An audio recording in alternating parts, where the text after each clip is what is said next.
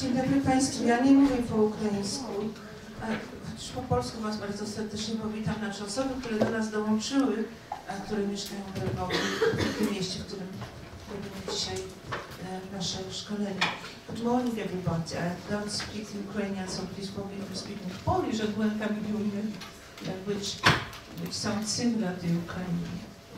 I'm very, very happy that we organized this session of training of managers, future managers, current managers of culture in this magnificent place and with the support of Bożena Zakaliuszna. Bożena, thank you very much. You have to show yourself to others because this is the big applause for you. Visegrad Academy of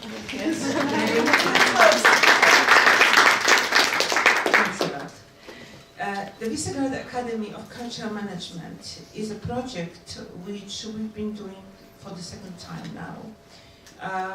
The idea comes in fact from Brussels, from Jean-Pierre Deloux and his foundation Marcel Hicter, who trained me as a manager about something like 20 years ago or maybe more.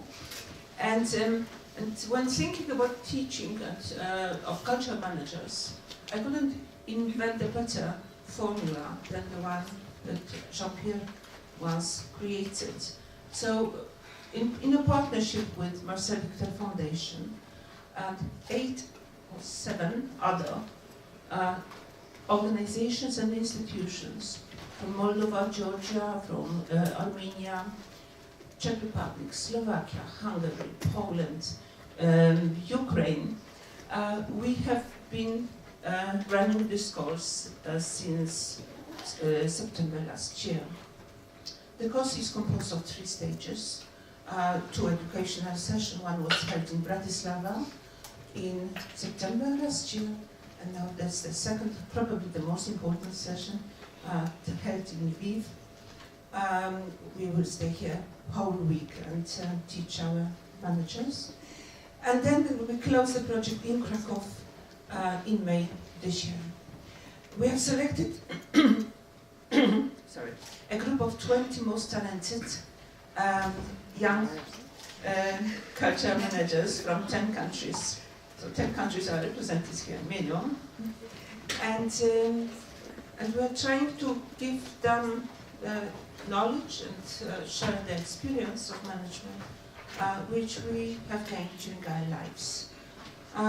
I do believe that it is a life-changing experience for you, and you will be much better at performing your dreams and making them come true, and that you will also support this international collaboration and international exchange and cultural cooperation between these countries of the region, but also with other international partners.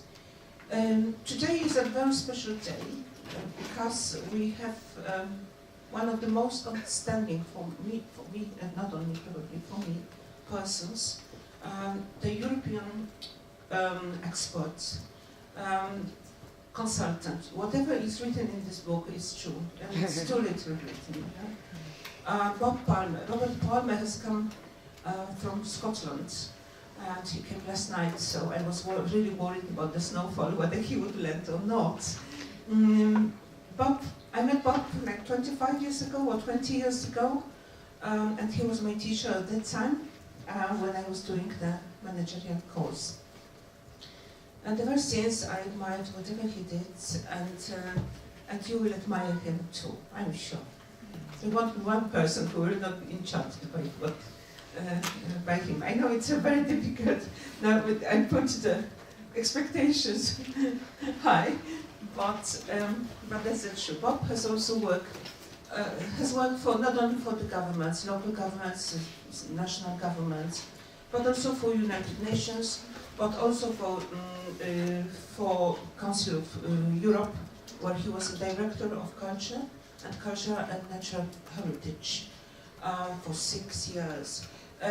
Bob has been a consultant for many, many years for the European Union, and also an expert in the European capitals of culture, which also joins us, our interests. Yes, still. He is a vivid traveler, I must tell you. He travels wild, and his last trip was 6 weeks in Amazonia, sleeping with the Indians and fishing the piranhas. You know. So it's one of these completely uncontrollable people, persons. Bob, the floor is yours. I don't know what you will speak after my introduction. We are trying to make it very, very smooth, but well, the floor is yours now. Thank you very much.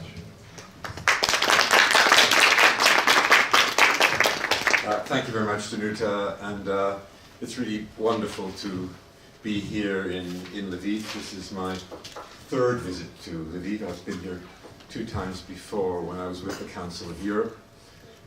All the countries that you represent here in this room have some meaning to me. I've visited all of them and I've worked on projects. So hopefully when we begin to discuss the implications of this changing world that we are in, and through the various workshops that will take place throughout today, please, I'm very interested in your insights and your interpretation and reinterpretation of what I am saying based on your experience.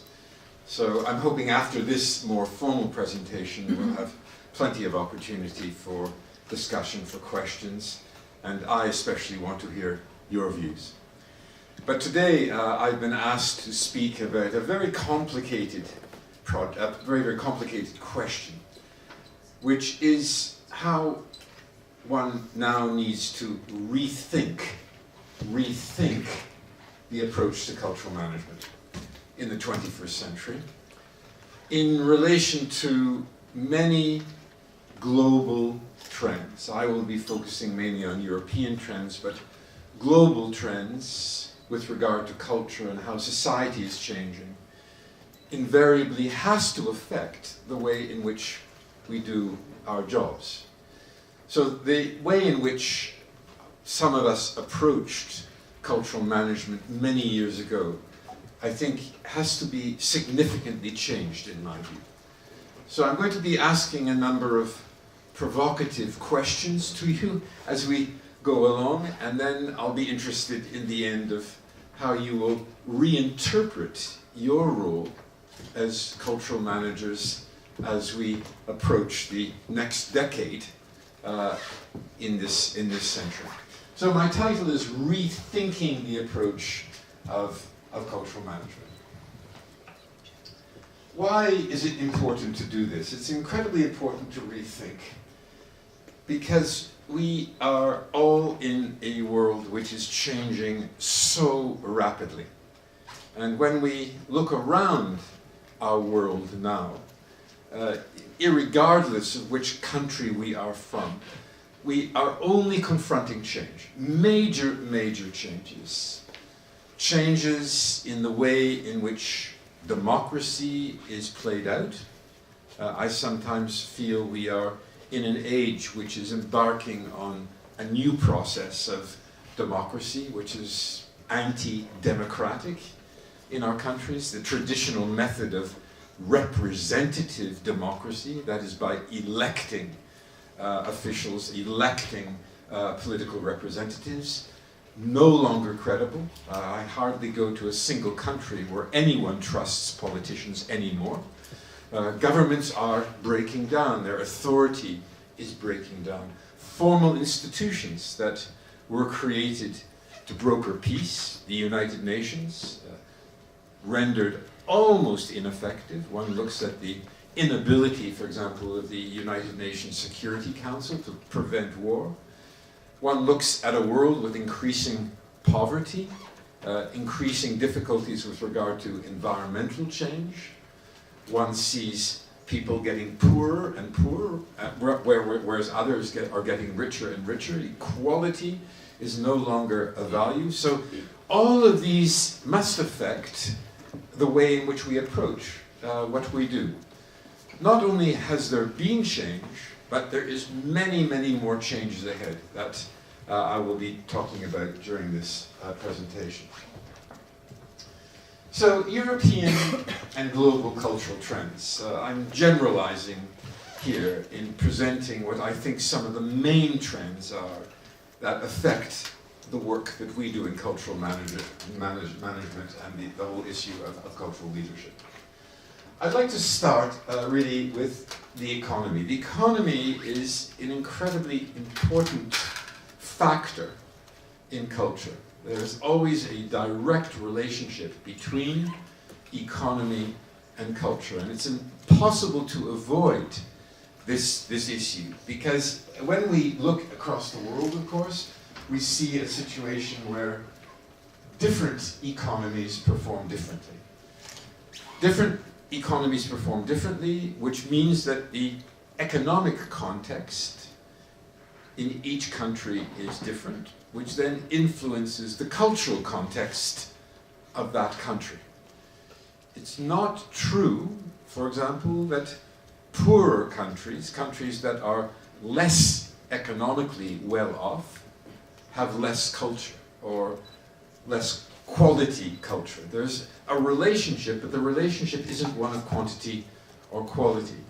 The relationship between economy and culture has largely to do with government support, which is only one factor that influences culture in our society. The European economy, if we look at this, and whenever I'm using the term Europe, I'm trying not to focus only on the European Union. So Europe is a wider construction. 28 of those countries are current members of the European Union. There will be 27 in the year 2019 to 2020. But the European economy itself is going through a significant change.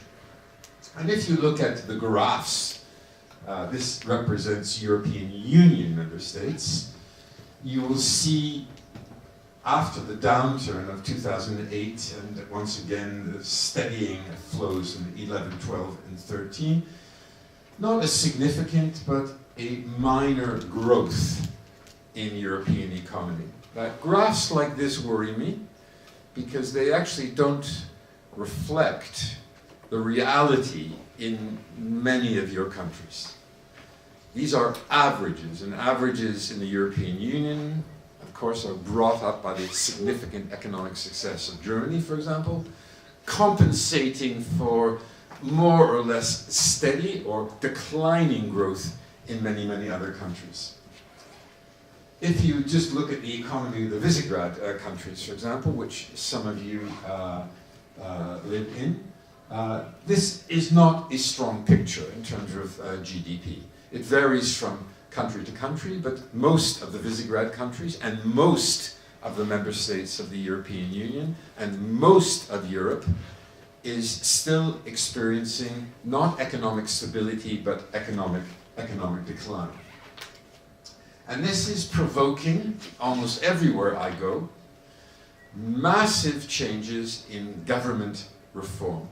I hardly visit a country or have discussions with the governments without being told about reform, major reforms that are taking place in every country. And these reforms, government reforms in the public sector, both at a state level, but also at a regional and municipal level, is having significant effects on the way in which culture is created, the way in which it's produced and distributed and consumed. And these impacts of government policy with regard to culture is one of the key factors that is influencing the changes that I'm going to be talking about. And this government reform results largely in what is often referred to as reductions in government spending or cuts, with a few exceptions in a few countries. All I am seeing across Europe and in most of the world is cuts to public expenditure for culture and cuts in other services which are creating huge stresses and strains on many different types of service that government's public sector was historically responsible for. So we are moving very rapidly into an age where governments are becoming weaker in terms of their spending power, and therefore are forced to make priorities. And very rarely are these priorities in the cultural field. And when we look at the European Union, this afternoon I'll be speaking more about Europe, the European Union is simply an intergovernmental organization that represents the interests of governments. So if governments are significantly reducing spending on culture, so will the European Union. The days of huge funds from the European Union for cultural projects, in my view, are over. So this kind of necessitates another type of rethinking. You don't have funding from government sources, public sources. You may be losing finance from European sources. So this in itself is a significant reason to rethink the whole nature of how culture is managed by people like us. What we take for granted, we cannot take for granted any longer. So how will culture survive, and how will cultural projects be supported in the future? This is the debate which we'll be having following this presentation. So, restructuring of public spending, I mentioned to you, and this results in significant cuts to culture. On average, the cultural budgets in European countries have been cut on average by 25%. In many cases, I work in some local authorities in some cities where the entire cultural budget has been cut. The cultural budget is now zero, with the exception of the maintaining of certain institutions and organizations that have some link to either the municipality or the state. The opera, the museums, many theatre companies that have survived for a long period of time. But the cuts have largely affected the creative end of the culture. That is what is new and emerging. And this has created significant pressures on how one can begin to support, continue to support these types of activities on the understanding that governments will no longer do this. The impacts are enormous. Several years ago, there was a cultural meltdown in even the Netherlands. The Netherlands, in the 1990s, in the early part of the 21st century, was the place to look at in terms of creativity, both in relation to contemporary art, but also in relation to the enormous generosity of the Netherlands government, of the Dutch government in terms of supporting culture. Meltdown in the Netherlands. I spoke there 3-4 weeks ago, and several municipalities have more or less reduced their cultural budgets to practically zero, and the state has refocused its funding on the major cultural institutions to enable their survival. So when you see declines in countries like the Netherlands, or the UK, or Sweden, or these countries that historically have had these remarkable reputations behind them for cultural development, there's a signal that perhaps we need to rethink what the impacts will be in the future within our own countries. It's a fact that major national budget cuts since the arts, since 2011, as I said, many aimed at the production side of art. There are some exceptions. Germany, for example, is exception with increased spending. The country I come from, which is Scotland, has had an increase in its cultural spending. But the exceptions are very, very rare. Usually there are reductions, as I said, both state and municipalities reducing spending on the arts and culture, with a few exceptions. So perhaps some of you are lucky in being resident or working in a place where the cultural budget has not been cut, or perhaps even a situation where it's been increased. And the rationale, which is really the point I want to make, behind the cuts are often communicated with this terrible English word called austerity. Many of you have probably heard of this word, austerity, which means things are really difficult and we have to continue to cut. So we have to be very austere, we have to be very serious, and we have to ensure that we only spend the money that we have. And this is the excuse that is being given. The excuse is largely based on reductions of GDP or the inability of countries, states, to ensure through its taxation systems sufficient finance to run all of these different services. But my view is that in fact there has been over the last 20-25 years what I call a significant ideological shift, a theoretical shift, a philosophical shift, which is turning away from state-supported culture to the marketplace. And this trend is so huge and so significant, I think it will not be possible in our lifetime to see any reversal of that trend. It's moving very, very rapidly. So those of us, and maybe some of you, who grew up in a period expecting the state, public sector, to support culture, will find yourself increasingly disappointed as culture turns and bends to the needs of a market-led economy. If you have kind of questions or issues you want to raise, please make a note of them, because there'll be time at the end to reflect on some of those questions. So there need to be new approaches, even looking at the whole economic situation, even from that one perspective, which is only one perspective in terms of the factors that influence culture. It will be a necessity to look at new approaches to culture, new approaches to cultural management. That's the economy. Another shift is what I perceive to be a shift of what I call the meaning and purpose of culture.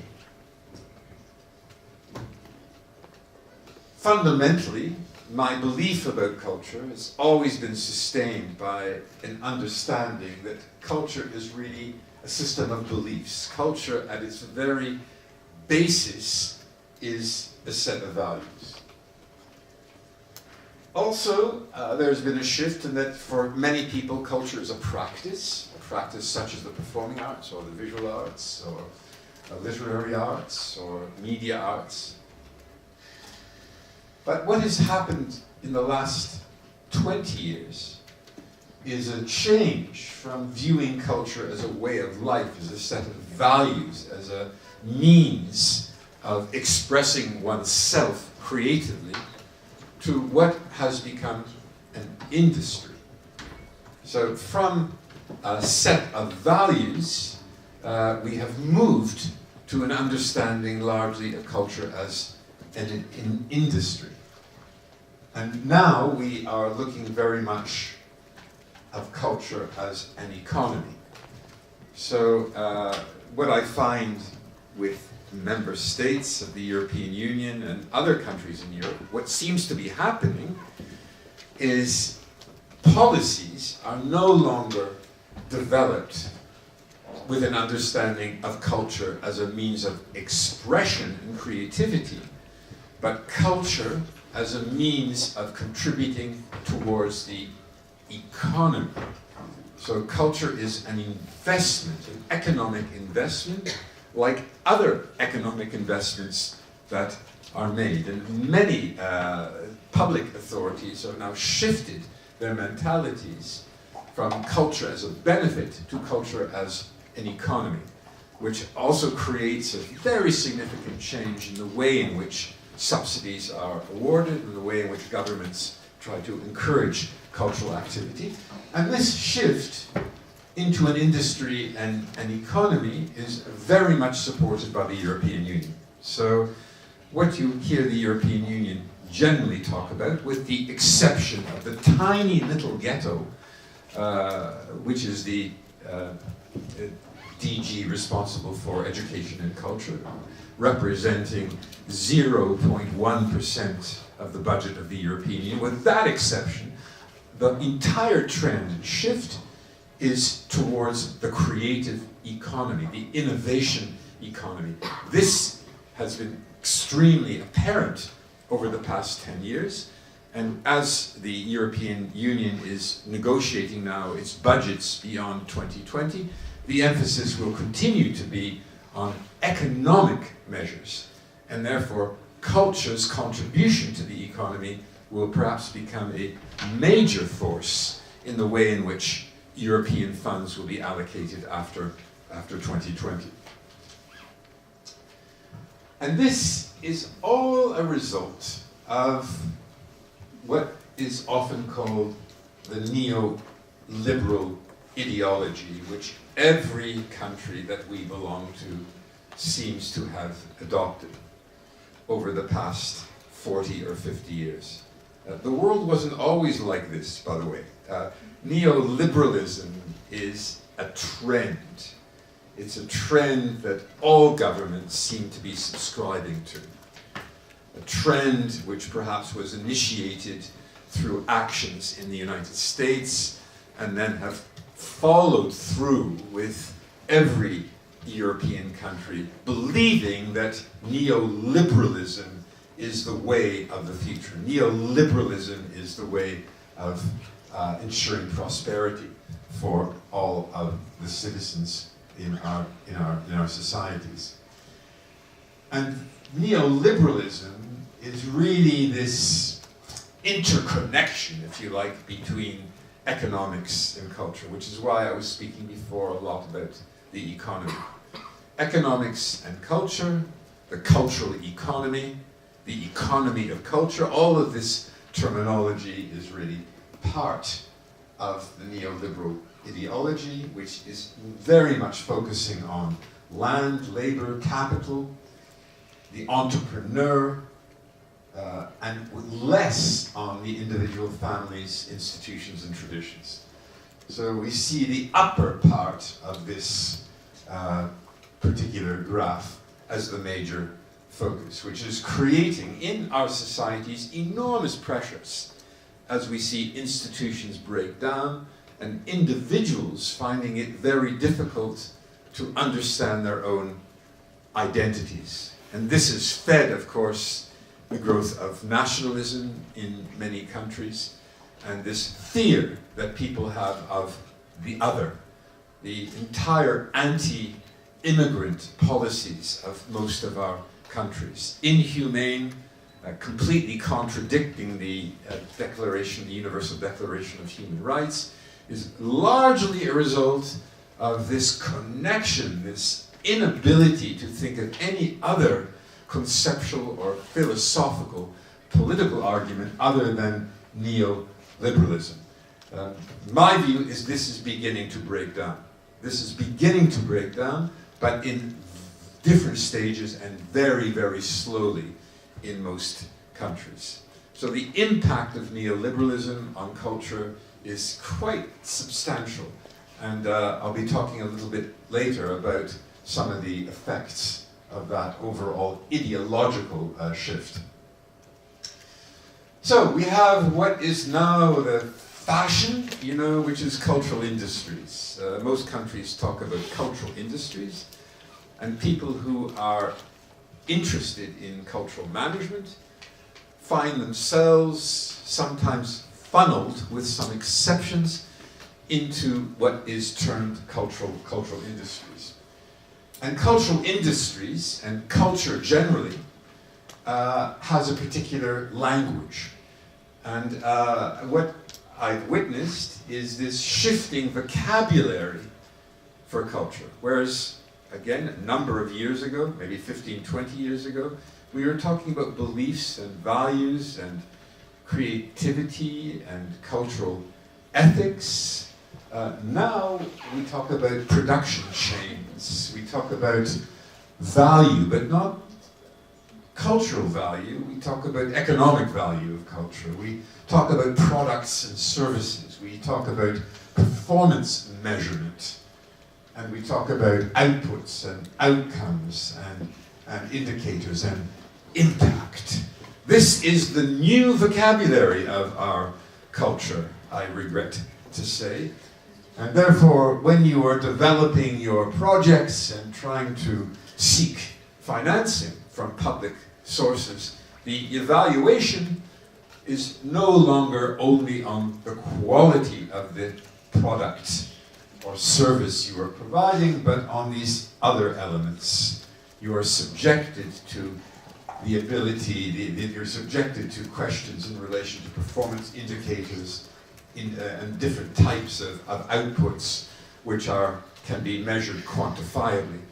Again, this afternoon when I talk more about European financing, for many years I was one of the experts who was evaluating applications to the European Union. I stopped doing this because the European Union was insisting more and more on quantitative evaluations of applications. It's all about scoring. About scoring. How many people will this project involve? 1 million, 250,000, 7 million? And this has become so quantified that even the experts who are evaluating applications have very little room for any kind of subjective view. It is all numbers and scores. And this, again, is how culture has developed, not only within Europe, but also in member states of the European Union and in countries outside of Europe. The word I hate the most of all of these is impact. Impact. Because I don't quite know what that means from a cultural perspective, impact. Now, I know what it means in other ways, you know, that you make one statement, you know, that's impact. This is impact. But I don't understand how one can reduce the effects of culture and its wide-ranging benefits into this simplistic category of impact. But it's very popular, and we all have to find ways now of measuring the impacts of the projects that we do. So how do we do that? So we have to create a system of measurement that enables us to reliably somehow reflect the impact of our projects, the impact short-term, the impact medium-term, the impact longer term. So we are all victims now, you know, to this new language based on the economy, largely. We've lost the heart and soul of culture, somehow in the way in which we approach what we do as cultural managers. And wherever we turn, there's always considerable discussion and policies with regard to creative industries, measuring cultural and creative markets in the EU. This is a really conventional type of title that is used. Cultural and creative markets. We now, all of us, we're part of a market. That is, and this market is largely about buying and selling. As I said before, the creative economy, the innovation economy, this is what the European Union certainly will be focusing on in its next decade of cultural spending. However, as this report says, the creative economy will continue to evolve faster than the political processes intended to support or regulate it. So, as the creative economy grows, many governments are now trying to regulate this economy. And this is incredibly difficult. Every day it reveals new horizons and revolutionary prospects. Flexibility and responsiveness must therefore be the backbone of any regulatory framework in this field. So those of you who are working for governments, you will never keep up with the continuous and rapid changes of people who are working on the edges, the creative edges of the creative economy.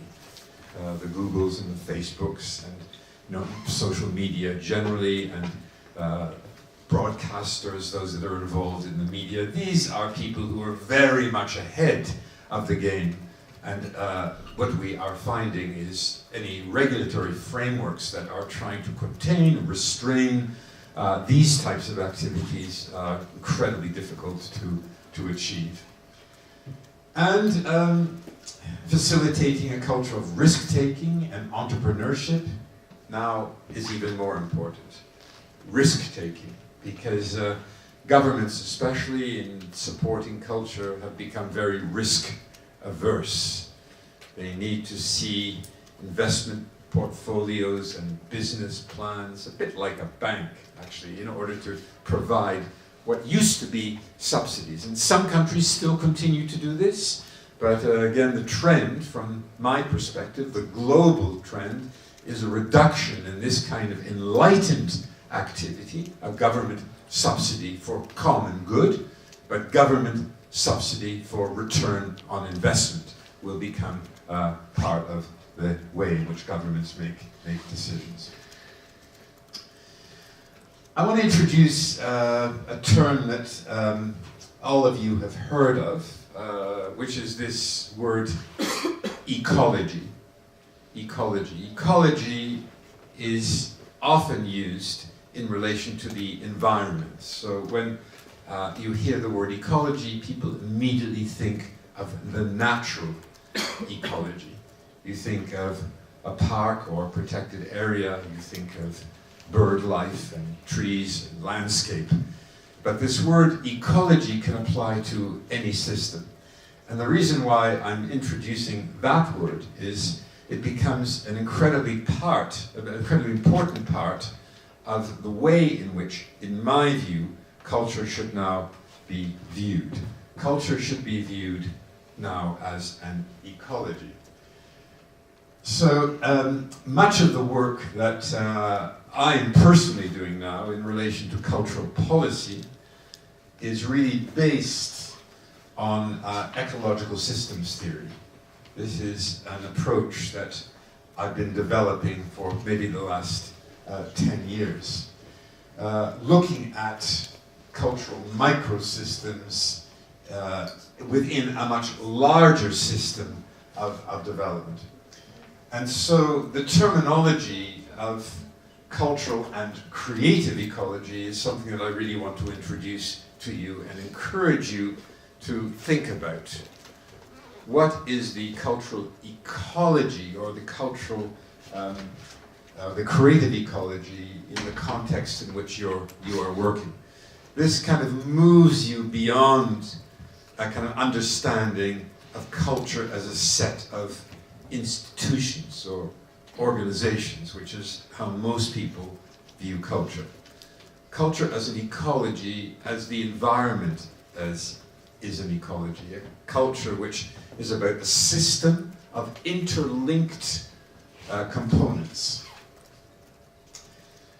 which comprises a microsystem, which probably is the kind of work that you are doing, within a larger exosystem, which works within a much more integrated macrosystem, which is the political and economic environment that we are operating in.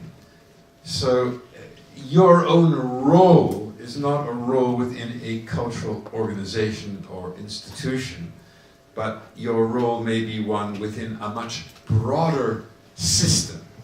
And what is now very interesting to me is how that cultural system or cultural ecology is shifting, and how cultural policy, especially policy which is made by public authorities, must recognize the impact of a much wider ecology. Unfortunately, most ministries of culture and municipalities are set in a very old style of developing and understanding cultural policy. Cultural policy as a set of organizations or institutions that deliver or create culture, rather than viewing cultural policy as a system as a whole with its own production chain. Cultural policy as it relates to how culture is created, who is creating it, how can that be stimulated in terms of the emergence of new forms of culture and the experimentation creatively, how that then can be produced, the different methods of production, how what is created can be produced, how that is then distributed through many different types of marketplaces, and then finally how that is consumed, either online or offline, depending on what has been created. So governments don't look at the whole system, they only want to look at one little part of it. And this is meaning that cultural policy construction, as it's developed over the last few decades, is failing. I can't think of a single cultural policy of any country in the world which is successful. That is because the approach is wrong. It has a little bit to do with the economics and the financing, but the approach is still stuck in policy making of 30 or 40 or 50 years ago. The new approach is very much looking at culture as a system, as an ecology, as an integrated ecology. So as newer, younger, emerging cultural leaders and cultural managers ignore what you are seeing with cultural policy and think again about how the system is operating in your own city, in your own country. This linkages, think of it as an ecology. And this has, in my work, developing into new forms of mapping cultural ecosystems. So that's kind of one of the projects that I do for a living. I work with cities and I work with governments in trying to map cultural ecosystems within a city and seeing where the gaps appear with regard to city policy. So I'm currently working with 5 cities and 4 governments with this type of project. That's the actual work that, part of the work that I'm currently doing, developing new forms of mapping cultural ecosystems. So the term cultural mapping, most of you have heard about, and again, cultural mapping in the old times was about, had more to do with cultural categories, and cultural mapping is about listing, creating a kind of encyclopedia or telephone directory of all the cultural resources or assets. No longer relevant. It's more about mapping ecosystems, mapping connections between things, and looking at what is weak and what is strong and what needs to be supported, and how the overall system can be enlarged. Then moving on a little bit in this very rapid navigation through changes, I talked about economic shifts. I talked about shifts in vocabulary. I talked about shifts in the meaning of culture. And there are other cultural shifts that I want to point out to you, which affects the work that we are doing.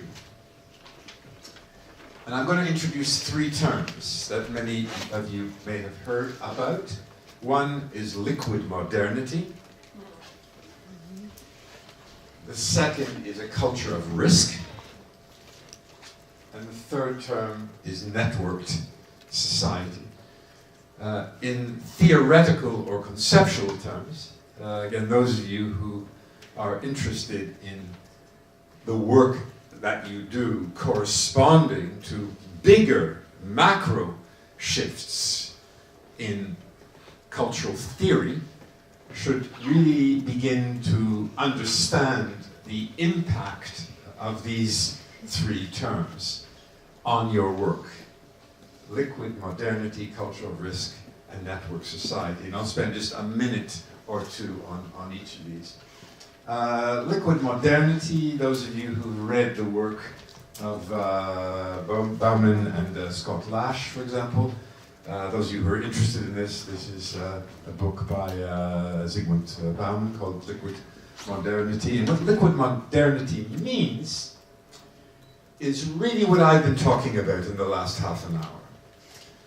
That classic structures in culture, the ones that your parents and grandparents grew up with, and possibly most of you have grown up with when you were going through school, are changing.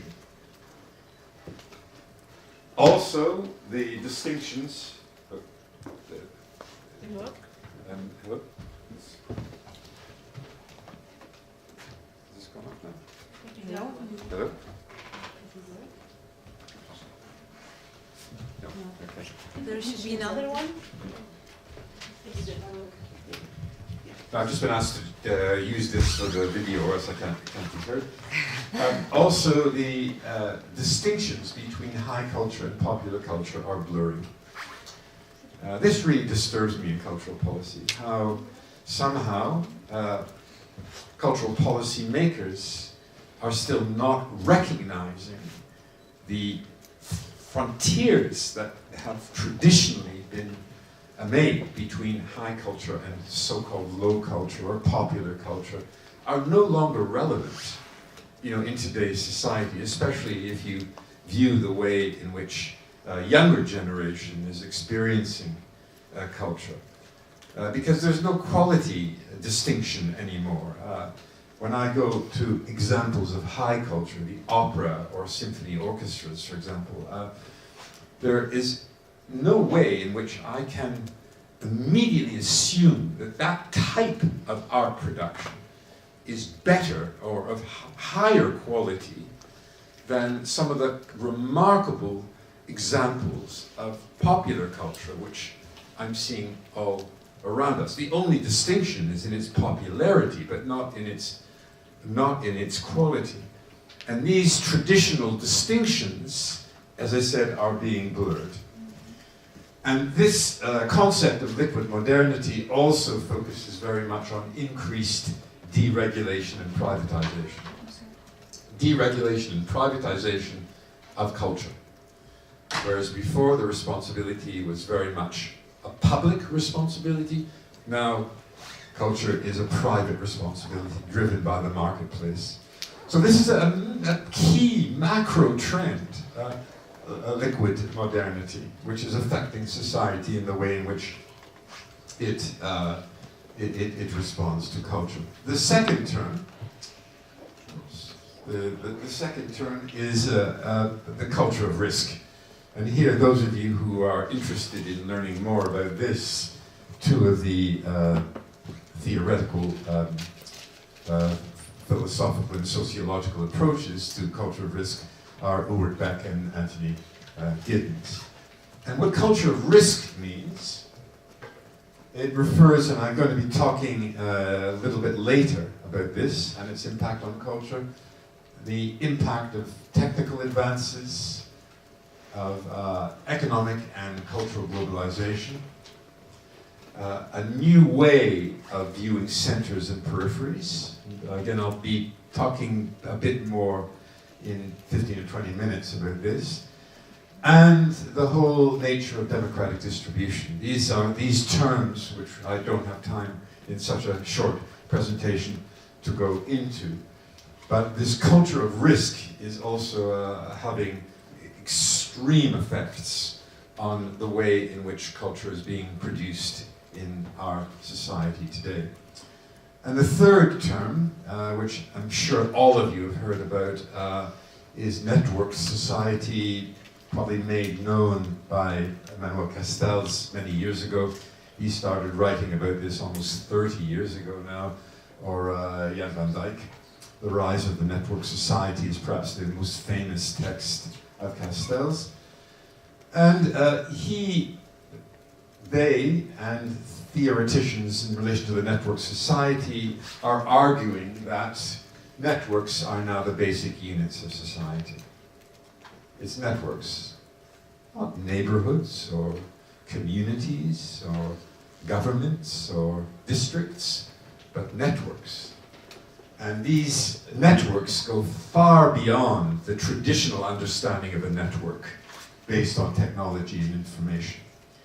And these networks are local, they're national, but the most significant ones are global. Because power is found within networks. And networks have become knowledge communities. So when I work with students such as you and other professionals, I spend quite a bit of time trying to examine and map the types of networks that a project or an organization or even an individual needs to be connected to. Because without networking, there is no power. Without networking, you will be unable to collect the kind of knowledge that is required in an incredibly competitive age of cultural management. So networks are a key, and a focus and discussion of networking becomes, to my mind, a very central component of any toolkit of a cultural manager or cultural leadership these days to be effective. So these are three terms that I just want to kind of run by you very quickly, and as I said before, I'm very happy to answer questions about all of this terminology if some of you are still confused about it. Can I ask something? Yeah. You said something about popular culture? Yes. What do you mean by that? What I mean is that forms of culture which traditionally have been consumed by mass markets are becoming blurred with the way in which very traditional institutional cultural markets have traditionally operated. So one has the ability to remove the distinctions between what I call popular culture and high culture. That's the sort of point that I'm making. But popular culture is largely a culture which is appreciated and consumed by large numbers of people. And at one point, in my lifetime, this type of production of culture was treated with inferiority, for the masses. But what I'm experiencing now is incredibly high quality popular culture, distributed massively, largely through the internet, which has such power and influence and quality that it's really challenging the traditional ways of producing culture, stuck often in the 18th century. The traditional institutions that are still the institutions receiving most public funding. Public authorities have not kind of caught up to this because the marketplace won't sustain them. The marketplace will probably sustain popular culture, but not the more traditional forms of culture. So I talked about the economy. I talked a little bit about changing nature of culture and the whole importance of understanding culture as a system and the ecology, and some different terms which I've introduced to you. Another big change, just to move on in my presentation, is the changing role of the state, which I've hinted at before. And that there are new relationships, changing relationships between the state, the market, and civil society. It used to be where the state was the largest actor in the cultural field. This has changed. The market, very clearly, is driving cultural policy. The market is driving cultural consumption, not the state any longer. The state, in terms of public authorities financing through ministries of culture or city council departments of culture, are just a minuscule part of what is changing and driving the whole cultural scene across the world. It is the market and civil society. And my prediction is one will see a growth of civil society action in the cultural field. A reduction of state action, a growth of civil society action, and a continuing growth of the marketplace. So what I'm seeing in some countries, not all of yours, but I'm seeing significant growth of cultural activism. I'm seeing civil society groups getting fed up, angry with governments, and just doing what they want to do. Civil society action, raising their own finance, taking steps, running projects, and no longer running to the Ministry of Culture for handouts. Civil society action, civil society activism is growing.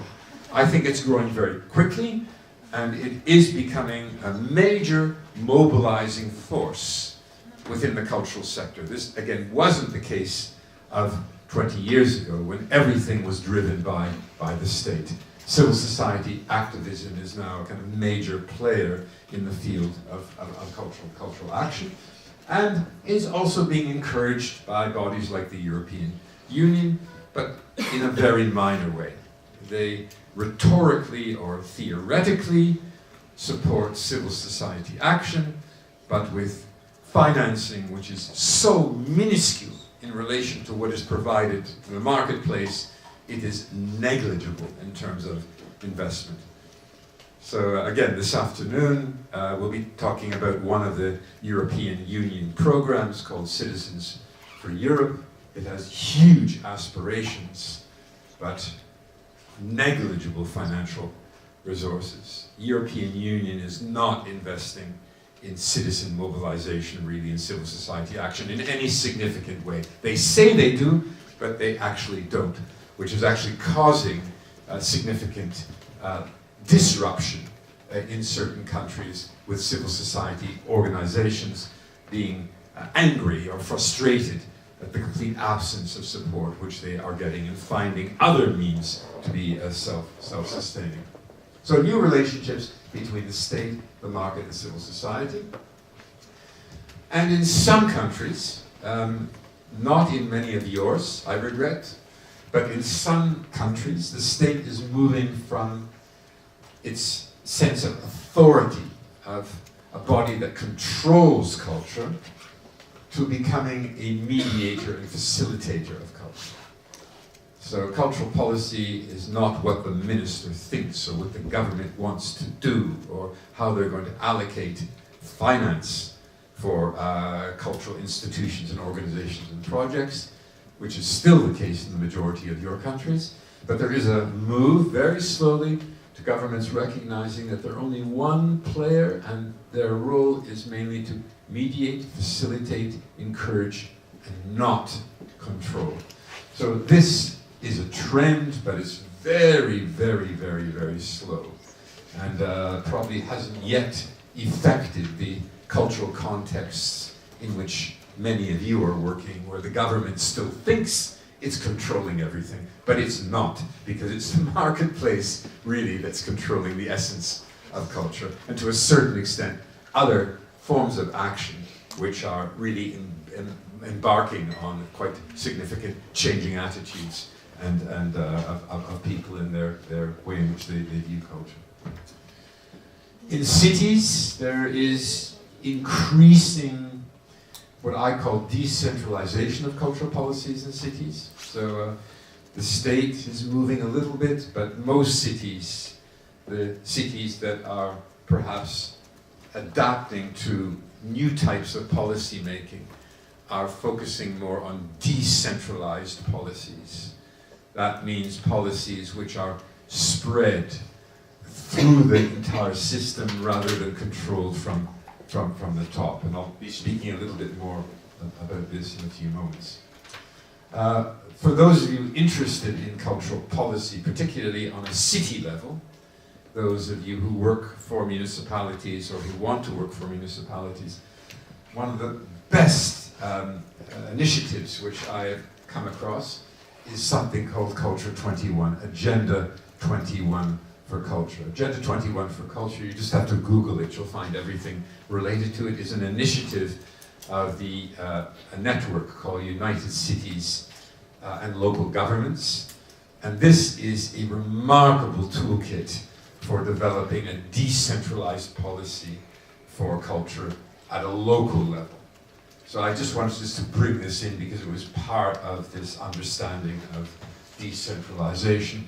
And this initiative, which I was part of 2003, 2004, has now grown to a very sophisticated policy framework that can be used and adapted by every city municipality, every city council, and has been tested now by 300 or 350 different cities across the world. So those of you who are struggling for municipal culture policy, I really encourage you to have a look at Agenda 21 for Culture. A very, very good website. All the materials are available on this website.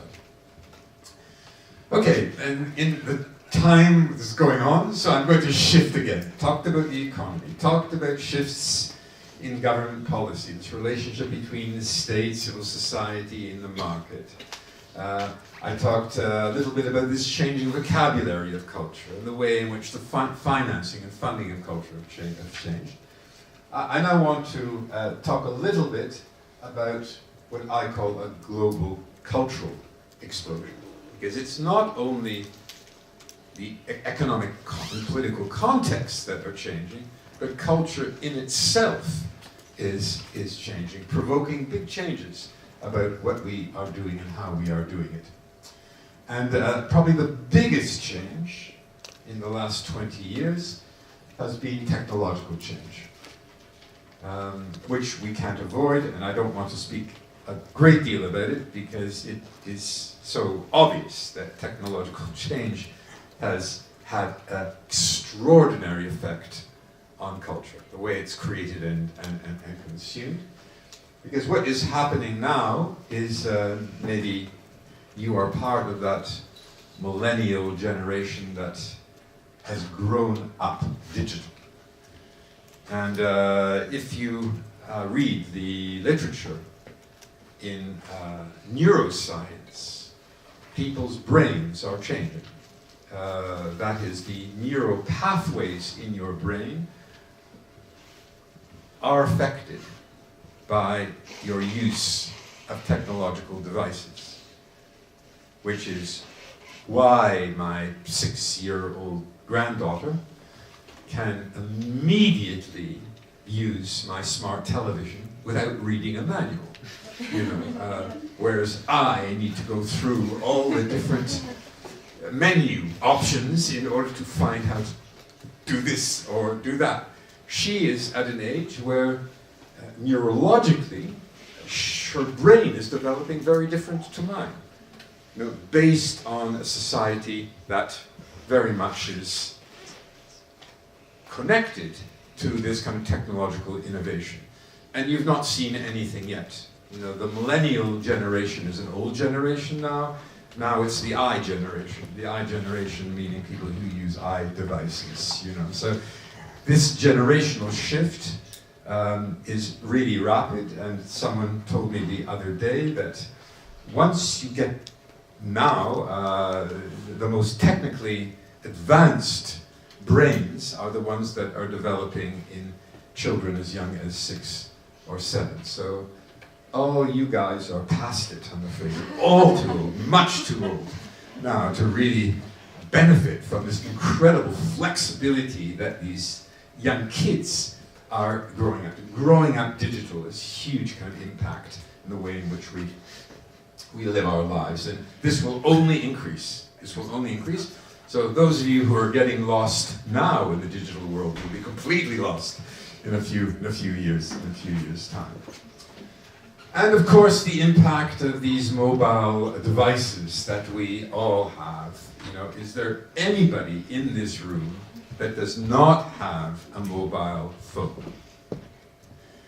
I mean, if I were to ask this question, say 6 or 7 years ago, there would be at least a few hands going up in the room. Now it's impossible to find anyone of almost any generation that is not connected and influenced by this mobile device, whether it's a phone or iPad or other type of smart gadget, which is flooding the market. And of course, this has taken over our lives. I see people on these devices continuously from the minute they wake in the morning to the moment they close their eyes at night.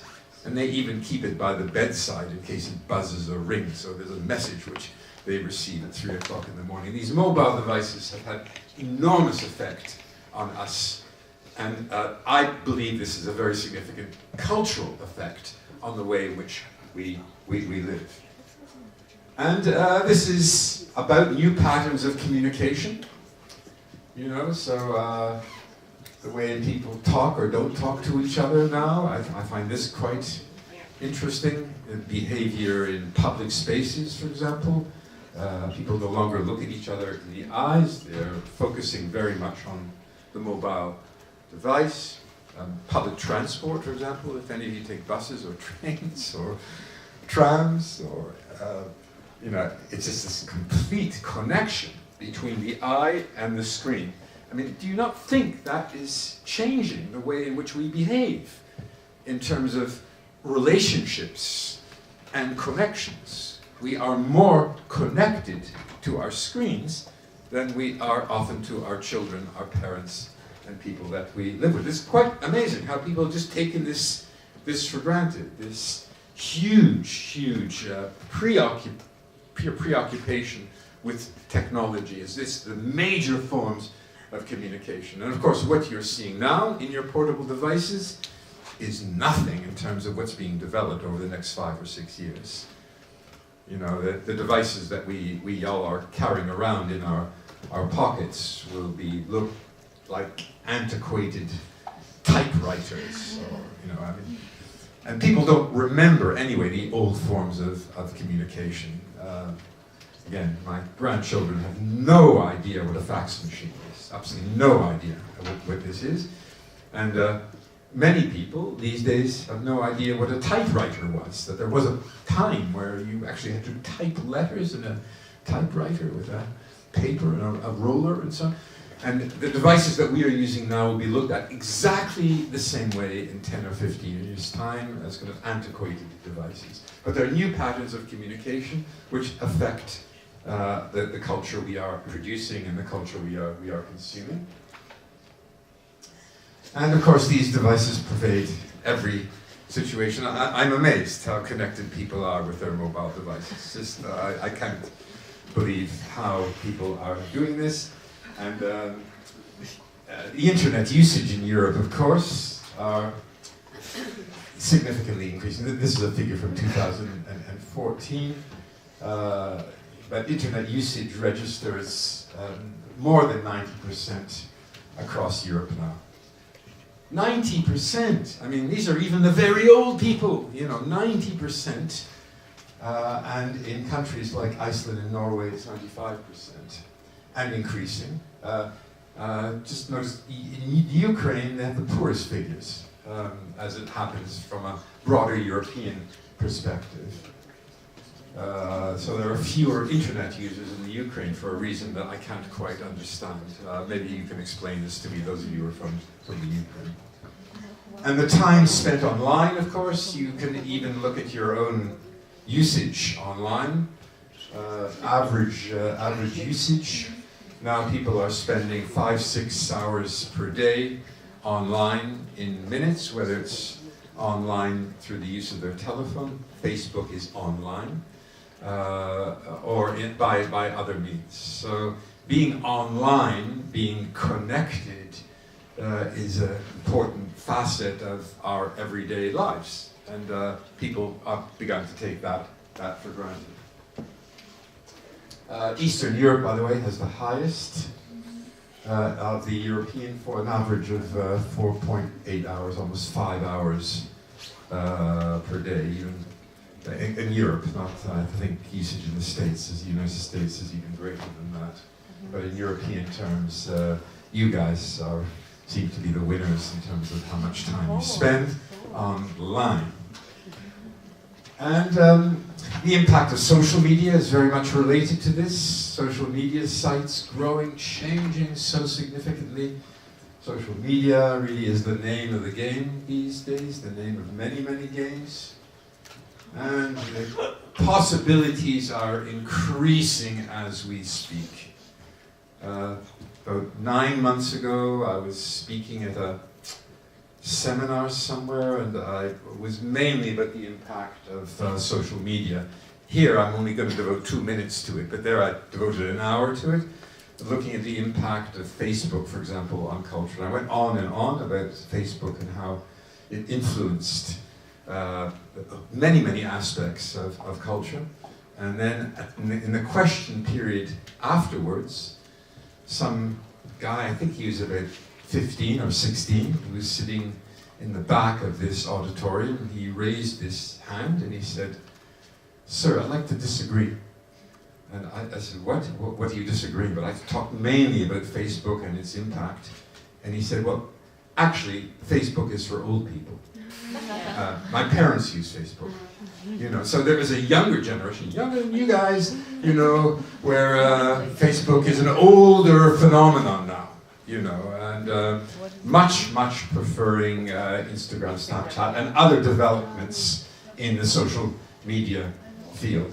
Although the numbers of Facebook users continue to increase, it's only because of the shifting demographic. If you look at the age profiles of Facebook users, they're getting older and older, not younger and younger. So social media is changing, and countries are developing their own. Social media pattern in Europe, okay, 300 million active users. So 40% of the population is active using social media.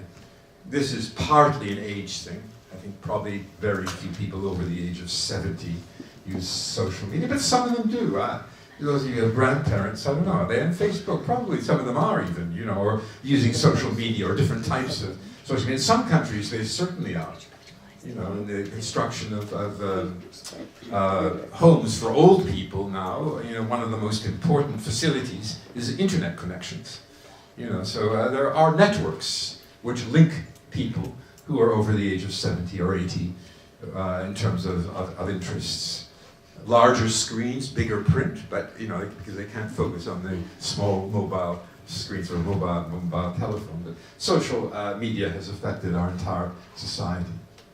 So the question of how you connect becomes quite important. I mentioned Facebook. Facebook dominates Western Europe still, with over 235 million users. Eastern Europe, not so much, only 12.4 million active Facebook users. Again, I'm not sure how many people in this room use Facebook. Not everybody, okay, I thought it would be everybody. Okay, there's a few not. YouTube is the second biggest, although that's not really social media per se, but in terms of usage, YouTube, I'll be talking a little bit more about that in a couple of minutes. And of course, many others. Twitter, is that popular here in the Ukraine? Probably not so much. Where I come from, Twitter is it. You know, everybody is on Twitter. But there's Google Plus, Instagram, Pinterest, and Snapchat, and WhatsApp. What are the new ones here?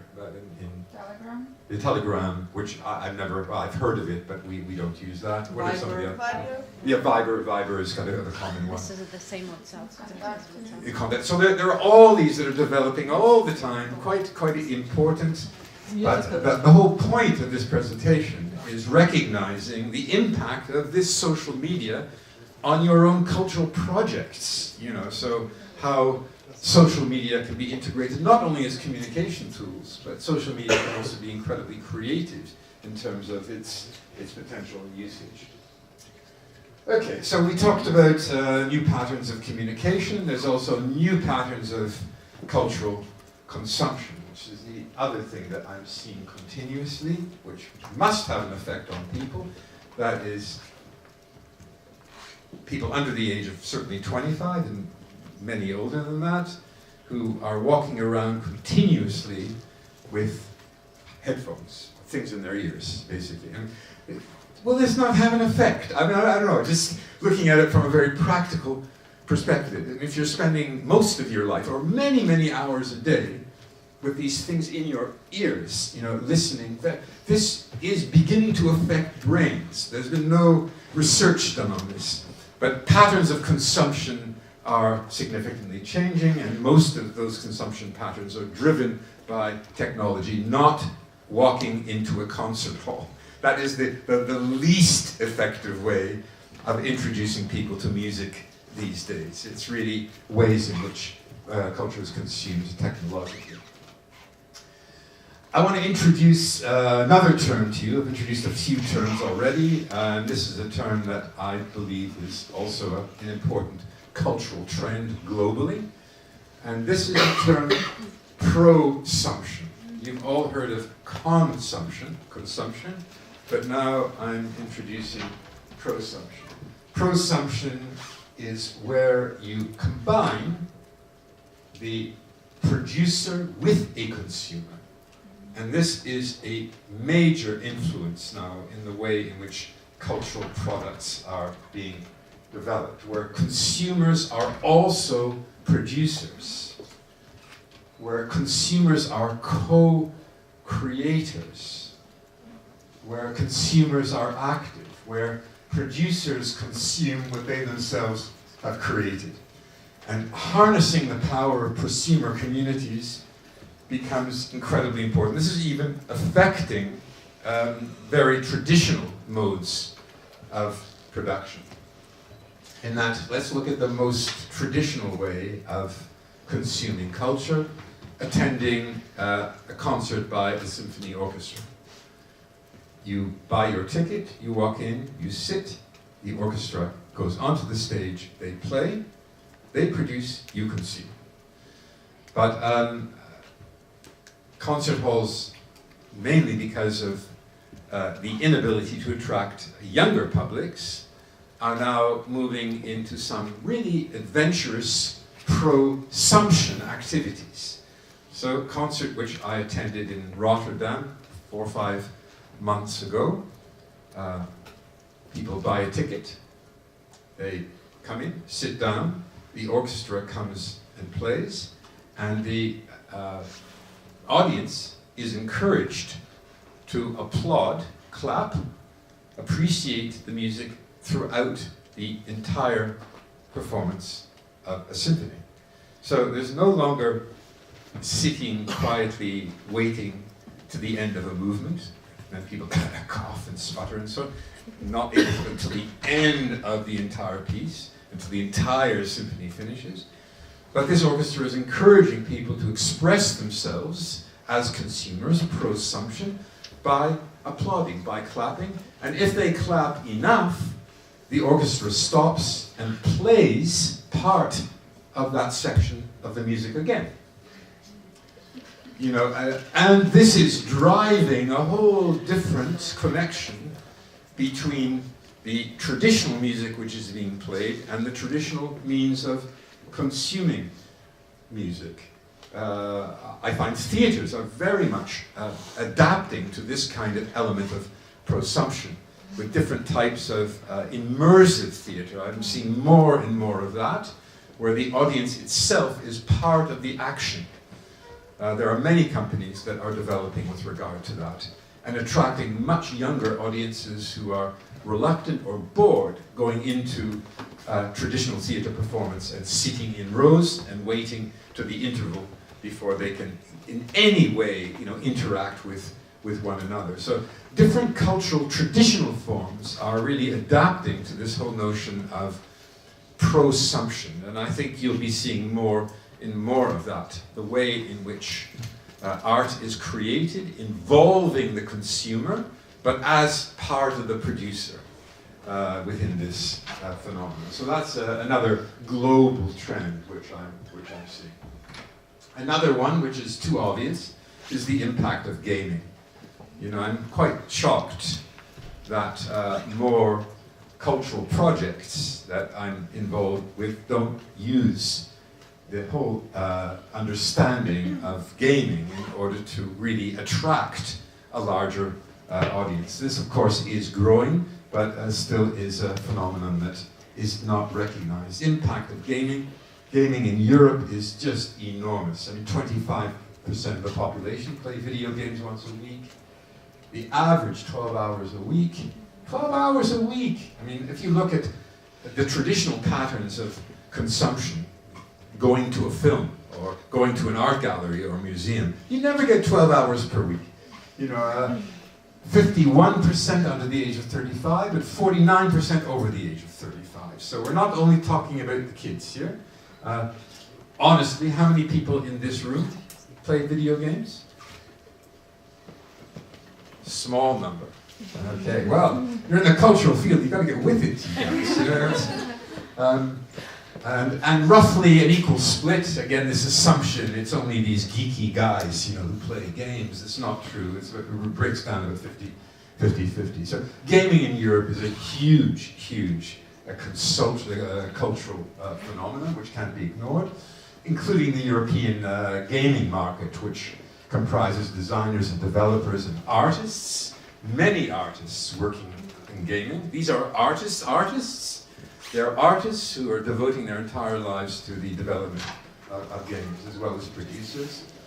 And the global market for gaming is worth about $47 billion, and the European market is more or less $20 billion. These are very, very big marketplaces. So those of you who believe that you are operating within the cultural domain, the cultural field, I would suggest that you don't ignore this enormous impact of gaming in the kind of work that you do, and the project that you develop, and how your organizations are managed. Gaming, in my view, it's the most powerful form of cultural participation and consumption. The most powerful form, without any doubt, in my view. So, carry on with your small street performances or whatever, but I mean, it's not going to have any impact at all in relation to this huge force of gaming. So how can cultural managers, in approaching their work, adapt some of the techniques, tools, processes, or even games in order to drive up a type of engagement by people who are consuming culture, but perhaps not in the traditional forms that we know them. Okay, so culture in its own terms is also changing. Forms of artistic expression are changing. Film is changing, most dramatically, I think, mainly because of the impact of YouTube. 1 billion unique users visit YouTube every month. These are big figures. 6 billion hours of video are watched each month on YouTube. 100 hours of video are uploaded to YouTube every minute. 80% of YouTube traffic comes from outside the United States. Many people think that's a US thing. It's not really. 80% is being developed elsewhere. And YouTube is localized in 61 countries across 61 languages. And the figures I have for 2014, YouTube had more than 1 trillion views, or around 140 views for every person on Earth. This is big YouTube, So again, those of you who are making films, be aware of this extraordinary impact of this force called YouTube, where everyone can be a filmmaker. Most of you are anyway, using your portable devices, creating short videos which you can then send to friends. They are films, maybe quite domestic, but film production has now become incredibly easy for people. And the quality of these films made on smartphones is significantly high in relation, not broadcast quality, but significantly high, and can be used as a device, as a means of producing culture. So film is changing. Film is not only what you see in the cinemas any longer. Film, the force of film is really through types of devices like YouTube.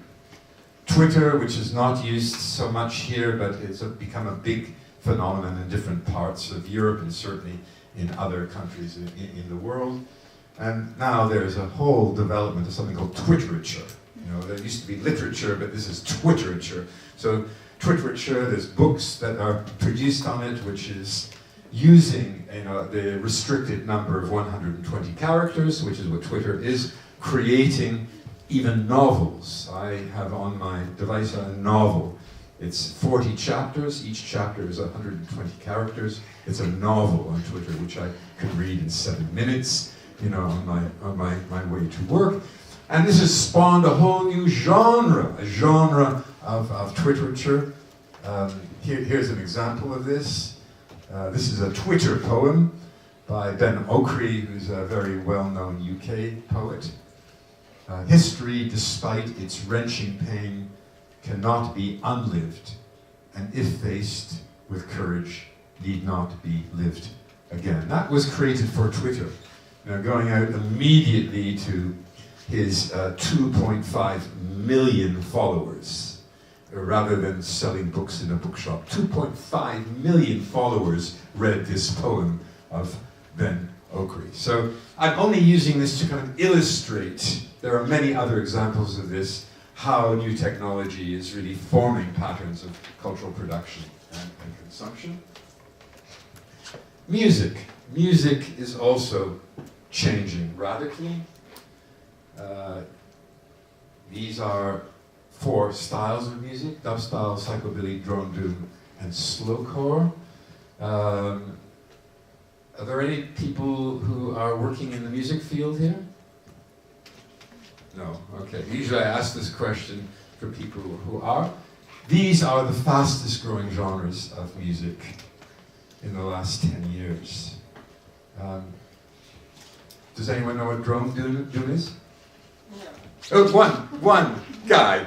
Yeah, there's usually 1 or 2 who really follow this. These are really popular forms of music. This isn't kind of marginal, geeky type stuff by 0.001% of the population. This is music of our time that's being created. Even this stuff is old now. This is old. It's not new. This is old. So it's the kind of baroque, the classical of the kind of rock music scene. New styles are being invented all the time. So the whole nature of music and how we understand it traditionally is also changing very, very rapidly. And this is true for all forms of art. I'm not going into all of them, but the notion of theatre, for example, I don't understand what that term means anymore. I don't know what theatre is. I've just lost it.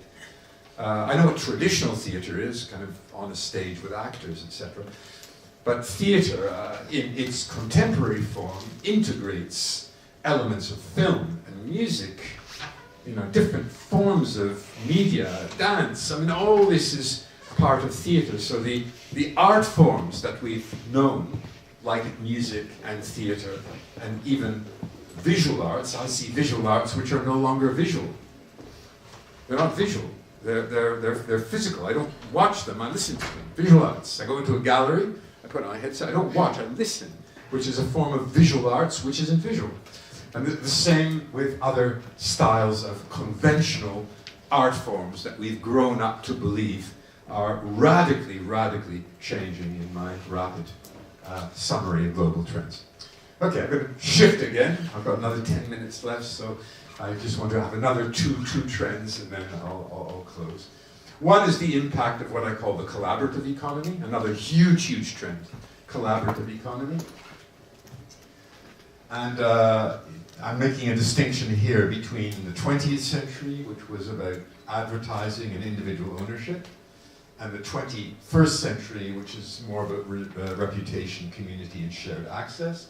So what we have is the development of many examples of new enterprises in our collaborative economy. Airbnb, which I assume, I looked it up, I could have stayed in Airbnb in Lviv, so Airbnb is an element of collaborative economy. Lots of people put up their rooms or apartments or whatever, onto a site, and other people who are interested make this direct connection. Similar, different organizations like Zipcar, car sharing schemes. I don't know if that's been introduced yet. Kiev they have, I don't know about Lviv, but car sharing schemes. People don't have their own cars anymore. They share cars, and you pay for the car by the hour or by the day, etc.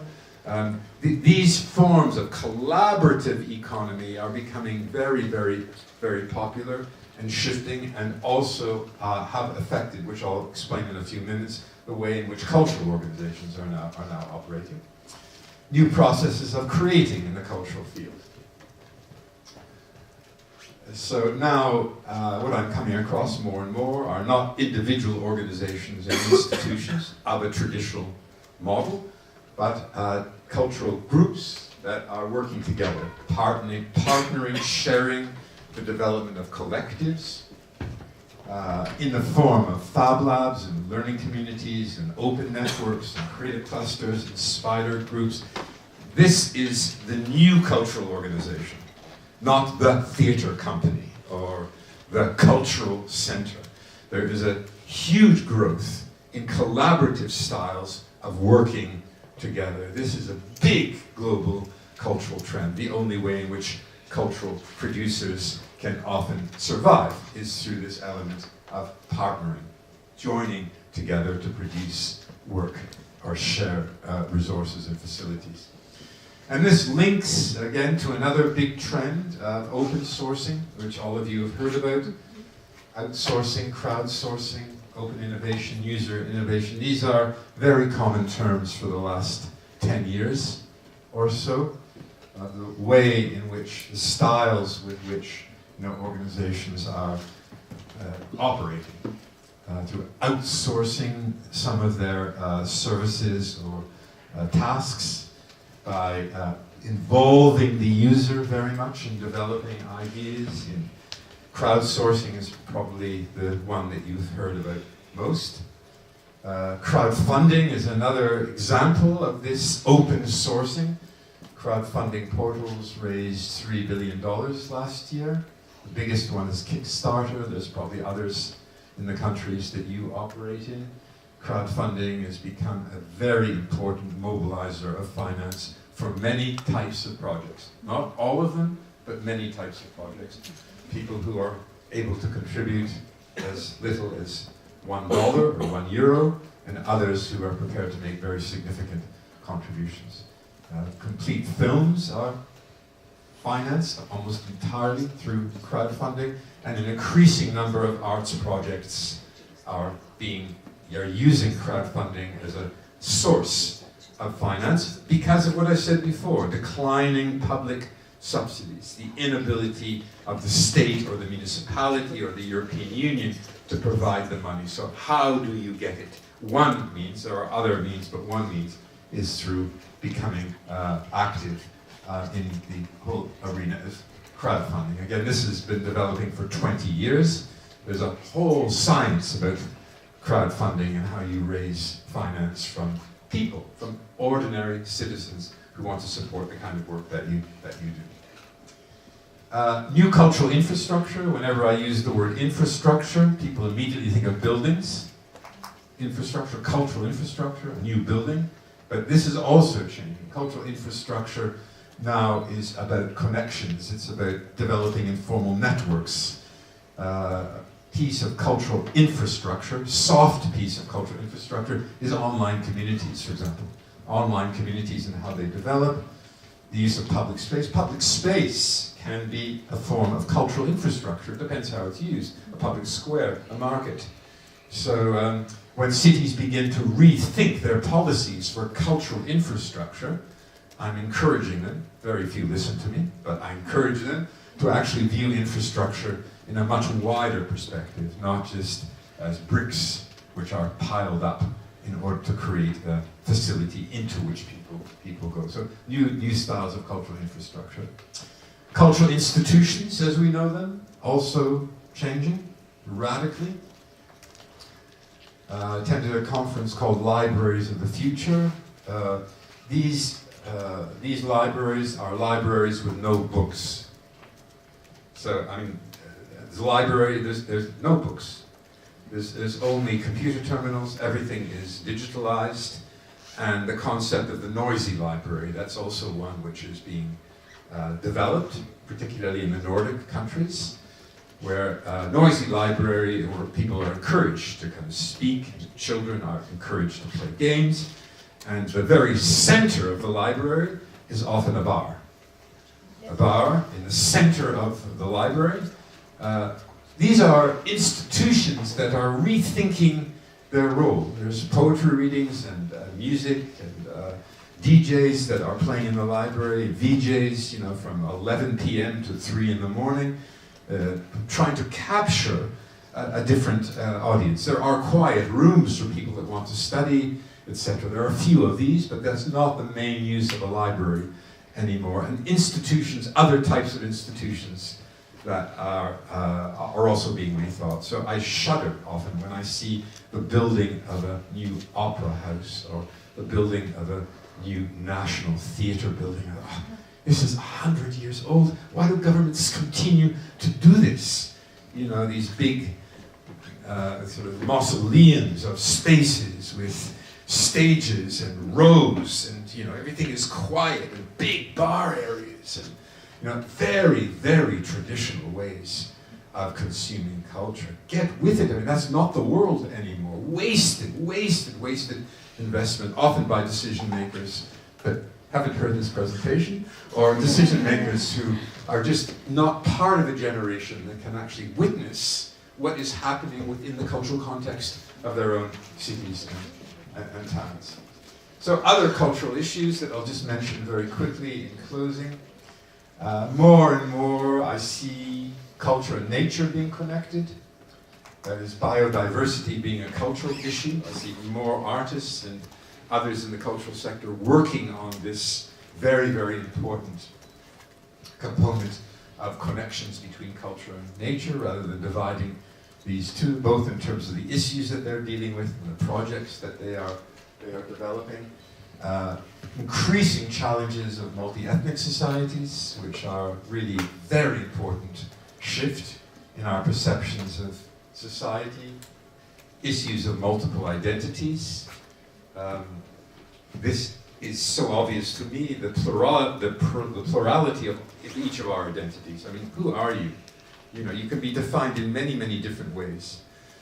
By background, by where you live, by what languages you speak, by what you eat, what your gender is, and many, many other factors. So we are all kind of mixed up, and somehow society hasn't recognized this multiple identities, that you have to select one of them, Muslim or Christian, or Ukrainian or Russian, or you know, young or old, or vegetarian or non-vegetarian, or you know, gay or not, or you know, this is heterosexual, or you know, but we're really, many people are living with many of these things, whose parents are often born even in different countries, spoke different languages. They marry somebody else, or they then move. People are very mobile, and they are working in a place that they have not been, or where they were not born in. And we're all exposed currently to a more pluralistic issue. So this issue of multiple identities is one that society needs to get its head around. Policy shift from multiculturalism to interculturalism. Interculturalism means integration, actually interconnection. Multiculturalism is more enabling, tolerating people living side by side. So there seems to be a shift to interculturalism in terms of approaches to multi-ethnic societies. So in my view, multiculturalism reminds us of difference. Interculturalism focuses on exchange and encounter. So I'm trying to promote intercultural projects rather than multicultural projects in the kind of cultural context where people are encouraged to exchange and encounter and understand each other and begin to make connections as human beings. Policies of access, participation shifts from centers to peripheries. What we conceive of as a center and periphery, that's also changing quite considerably. Cultural processes can be social processes now. So there are many cultural groups only working in the social field of equal importance. There is all of this, therefore, has an impact on cultural management. So hopefully I've made this clear in the last hour and a half. I mean, you cannot just be a cultural manager anymore in the old way. There's just too much happening in the world around us. So the whole issue of management and marketing are changing. Management of culture is no longer about strategy, in my view. Traditional notions of branding in culture are not working the way in which people used to brand culture. Instead, it's about creating a movement of people with shared values, and I'll be talking more about that maybe this afternoon. Management trends. I don't know what you're being taught on this course, but I'll tell you that there is no one style. There's no one style, you know, and that for me, the good manager is being authentic. So when I work with people, it's really finding out more about them and their perceptions of the world and how they view their own role as a manager. You know, and I feel more than ever for cultural managers, now is a moment for courage, change, taking risks, doing things better, doing things differently. So cultural management is not following the pattern of the director of whatever it is, following his advice and all these mentors, but making changes, taking risks. And again, this afternoon, for those of you who will be talking about projects that you're developing, I'll be very interested in seeing which ones are really taking risks, really ones that are provoking change, doing things differently, or the ones that are just following into what the European Union wants you to do, you know, in order to get the money. This is not cultural management of the 21st century, in my view. It's about flexibility, creativity, the ability to alter course. These are the good cultural managers, my friends. These are the people we need, you know, to change society. We don't need people with the old mindset of doing the same things in the same way and not reacting in any way to these kinds of traditional trends. And the other thing is, great managers do not always make good leaders and vice versa. So, although some of you are really being trained in management, management may not be your thing. You may be a good visionary leader, but leave the management to someone else. And the other way around. You know, there are remarkable, remarkable managers who find themselves at the top of organizations, but they are not really leaders.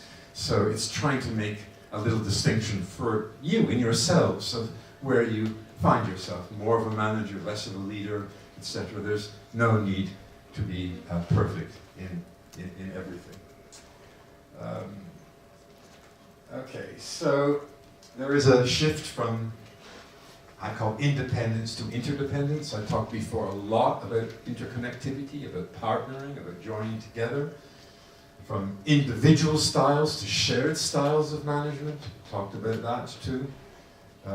From a unique vision to a shared vision. From closed systems to open systems. From knowledge hoarding, keeping everything to yourself, to knowledge sharing. From boundary making to boundary breaking. You know, breaking the boundaries of your art, breaking the boundaries of your process, breaking the boundaries in terms of what you expect of yourself. So my question to you basically is, what does this mean to you as a manager in a new cultural age? And after the coffee break, we'll come back and I'll be interested in your perceptions of what it all means to you. So don't be a traditional manager. Be a manager who cares, who creates, a manager who breaks these boundaries, a manager who's energized by the kind of work that you do.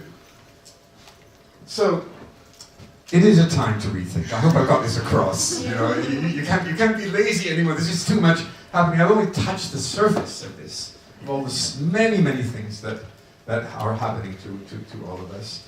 And change is a process, it's not an event. So what I'm talking about today will continue.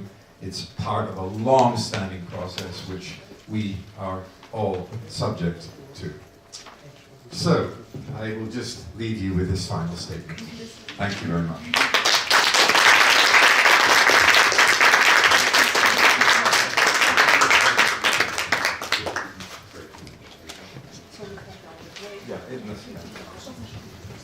Okay, thank you very much, Bob. I told you that it would be a feast. And now we have a short break because Bob has to have a lesson. If you have any questions, please approach him. If not, the students, please keep the questions for yourselves. Because we have another hour. We will have a lot of time to discuss it with Bob. I'd like to thank two more persons, one person, one body, who supported this initiative and made it possible. First is International Visegrad Fund. This is due to its grant, which didn't have to be very elaborate, but yes, they are quite customer-oriented, I would say.